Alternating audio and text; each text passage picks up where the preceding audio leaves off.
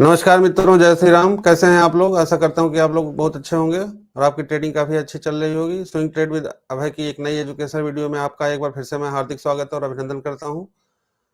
मित्रों, पिछले कुछ दिनों में मार्केट की जो दिशा है, वो दशा है, वो कुछ क्लियर नहीं हो पा रही कि किस तरफ ऊपर की तरफ जाएगी या नीचे की तरफ जाएगी। फिर भी हम एक जानने की कोशिश करते हैं कि मार्केट का कहाँ जा सकती है। तो आइए सबसे पहले हम निफ्टी का चार्ट देखते हैं, बैंक निफ्टी का चार्ट सॉरी। तो यह रहा आपके सामने निफ्टी का चार्ट। देखिए, ये निफ्टी का डेली चार्ट है। पिछले 2-3 दिनों से मार्केट एक रेंज बना करके इसी रेंज में चल रहा है। अगर हम इसका रेंज निकालने की कोशिश करते हैं तो ये इसका रेंज बेसिकली निकलता है ये इसकी रेंज है। इसी रेंज में ये पिछले 3-4 दिनों से ये घूम रहा है। अगर ये अब जब तक इस लेवल को नहीं तोड़ेगा, 22,528 के लेवल को जब तक तोड़ करके ऊपर की तरफ नहीं निकलेगा, तब तक हम एक नई तेजी की संभावना से में नहीं कह सकते हैं कि ऊपर की तरफ जाएगा। और 22,351 का ये जो रेंज बना हुआ है, इसको तोड़ करके अगर नीचे की तरफ आता है तो हम मार्केट को नीचे की तरफ जाता हुआ देख सकते हैं। तो ये रहा आपका निफ्टी का चार्ट। अगर हम इसको वीकली बेसिस पे देखते हैं तो देखिए, पिछले 3-4 वीक से ये कहीं ना कहीं इसी रेंज में, इसी रेजिस्टेंस के आसपास जो है फेस कर रहा है। ठीक है, तो जब तक ये लेवल क्रॉस नहीं होगा तब तक हम ना तो ऊपर की तरफ देख सकते हैं ना नीचे की तरफ देख सकते हैं। अब आइए साथ के साथ हम डॉलर इंडेक्स के चार्ट की तरफ रुख करते हैं और यूएस बॉन्ड यील्ड की चार्ट की तरफ देखते हैं कि ये इससे क्या हमको क्लू मिलता है। तो आपके सामने ये रहा डॉलर इंडेक्स का चार्ट। डॉलर इंडेक्स का चार्ट मित्रों, अभी रात के 10:15 हुए हैं, मैं वीडियो बना रहा हूँ। तो अगर डॉलर इंडेक्स की तरफ हम देखें तो यहाँ से देखिए, इसमें गिरावट हो रही है और गिरावट का मतलब ये है कि ये इस अब मार्केट में तेजी की संभावना से इनकार नहीं किया जा सकता, क्योंकि ये एक बहुत अच्छा सूचक होता है जिससे हम देख सकते हैं कि मार्केट में तेजी और मंदी, इसी से एक आइडिया लगाया जा सकता है। तो फिलहाल 104.27 पे ये ट्रेड कर रहा है अभी, और 104.43 मैंने बताया था कि 104.43 के ऊपर जब जाएगा तो कहीं ना कहीं मार्केट में गिरावट की संभावना बनेगी, और वैसा ही हुआ। अगर हम देखें कमोबेश तो वैसा ही हुआ। तो फिर से इसने एक रेंज बना लिया है, जो कि आपका ये है 105 का फिगर। 105 के ऊपर अगर ये जाएगा, फिर से मार्केट में बेयरिशनेस होगा, गिरावट होगी। और चूंकि 104 को तोड़ करके ये नीचे की तरफ आ रहा है, तो अभी हमारे लिए जो रेजिस्टेंस का लेवल, सॉरी सपोर्ट का जो लेवल बनता है, वो बेसिकली ये है 104.17। ठीक है, तो इसी रेंज में कहीं ना कहीं मार्केट रहेगी। जब तक ऊपर या नीचे की तरफ रेंज को नहीं तोड़ता, तब तक हम कुछ कह नहीं सकते। फिलहाल अभी तेजी की संभावना लग रही है कुछ दिनों के लिए।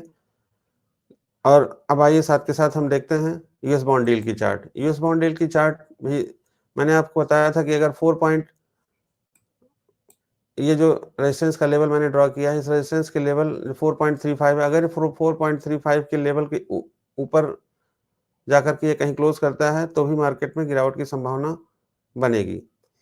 ठीक है, या अगर इस रेजिस्टेंस के जो ये सपोर्ट है, सॉरी ये जो सपोर्ट है, ये सपोर्ट के नीचे अगर आता है तो मार्केट में और भी तेजी आएगी, और कहीं इसके ऊपर अगर निकल करके सस्टेन कर गया तो भी गिरावट की संभावना है। कहने का मतलब है, कुल मिला जुला करके अगर हम निफ्टी के चार्ट देखें और यूएस डॉलर का चार्ट देखें और जो है यूएस बॉन्ड यील्ड की चार्ट को से अगर रुख करते हैं, तो अब हमें ये पता चलता है कि मार्केट कहीं ना कहीं अभी कंफ्यूजन की दिशा में है कि ऊपर की जाएगा कि नीचे की तरफ जाएगा। अब आइए, एक जो मार्केट का जो सबसे अच्छा जो लीडर है, एचडीएफसी बैंक। एचडीएफसी बैंक की तरफ हम थोड़ा सा देखते हैं, क्योंकि काफ़ी दिनों से एचडीएफसी बैंक में गिरावट हुई थी और एक सपोर्ट पे आकर के उसने फिर से रिट्रेस किया है और ऊपर की तरफ जा रहा है।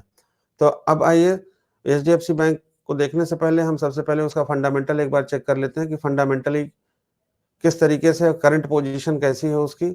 फिर उसके बाद उसके चार्ट की तरफ हम रुख करेंगे। तो आइए, ये आपके सामने मैं रख रहा हूँ।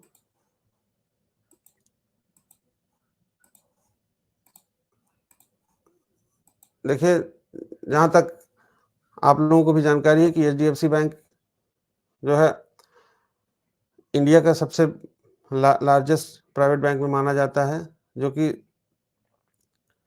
1994 में इसका जो है फॉर्मेशन इनकॉर्पोरेट हुआ था एचडीएफसी बैंक लिमिटेड के नाम से। पहले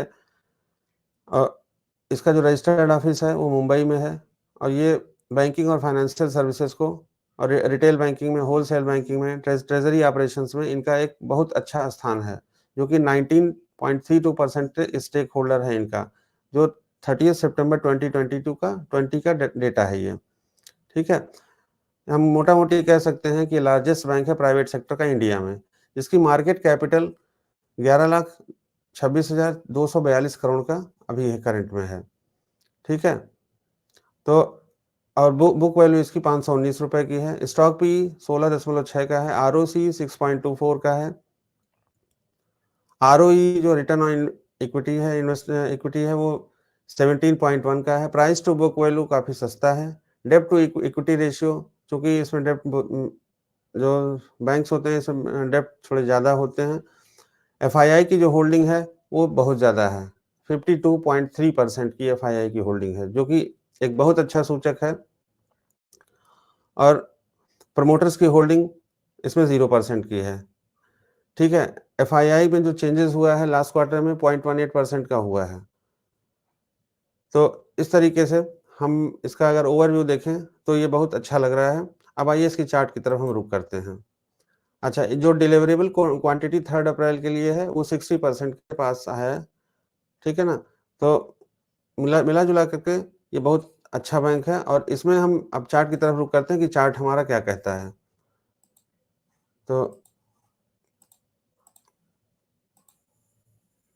ये रहा मित्रों आपके सामने एचडीएफसी का चार्ट। एचडीएफसी का ये वीकली चार्ट मैंने लगाया, हालांकि वीकली क्लोजिंग अभी हम इंतजार करेंगे। जब इसकी वीकली क्लोजिंग हो जाएगी और अगर कहीं इसके ऊपर ये सस्टेन करता है तो आने वाले दिनों में यही अकेला एक ऐसा स्टॉक है जो कि पूरे मार्केट को चला सकता है। ठीक है ना, तो कहीं ना कहीं तेजी की संभावना इसमें भी बहुत अच्छी लग रही है, जो कि 1652 और उसके ऊपर फिर 1700 तक ये जा सकता है। अगर हम इसका डेली चार्ट देखें तो डेली चार्ट में भी एक बहुत अच्छा ब्रेकआउट पिछले कई दिनों के बाद सस्टेन करने के बाद इसने ब्रेक दिया है, जो कि 1480 के ऊपर, मुझे इसमें लगता था कि 1480 के ऊपर अगर होगा तो बहुत अच्छा ऊपर जाएगा। तो 1480 के लेवल को इसने क्रॉस करके यहाँ पे सस्टेन किया है, तो आने वाले दिनों में इसमें तेजी की संभावना से इनकार नहीं किया जा सकता। और अगर ये इसका जो पहला रेजिस्टेंस लेवल बनता है 1576 और उसके बाद फिर 1700, हालांकि आएगा लेकिन थोड़ा टाइम लगेगा। अगर हम इसको वीकली बेसिस पे देखते हैं मित्रों, तो देखिए एक इसमें बहुत अच्छा बुलिश डाइवर्जेंस बना हुआ है। ठीक है, तो ये बुलिश डाइवर्जेंस बना हुआ है और इसने इस चीज को ब्रेक कर दिया है। तो ये रहा चार्ट और ये रहा मेरा एनालिसिस। कैसा लगा आपको जरूर बताइएगा अपने कमेंट बॉक्स में, और अगर कुछ सुझाव हो तो प्लीज बताएंगे उसको। ठीक है मित्रों, नमस्कार, जय श्री राम।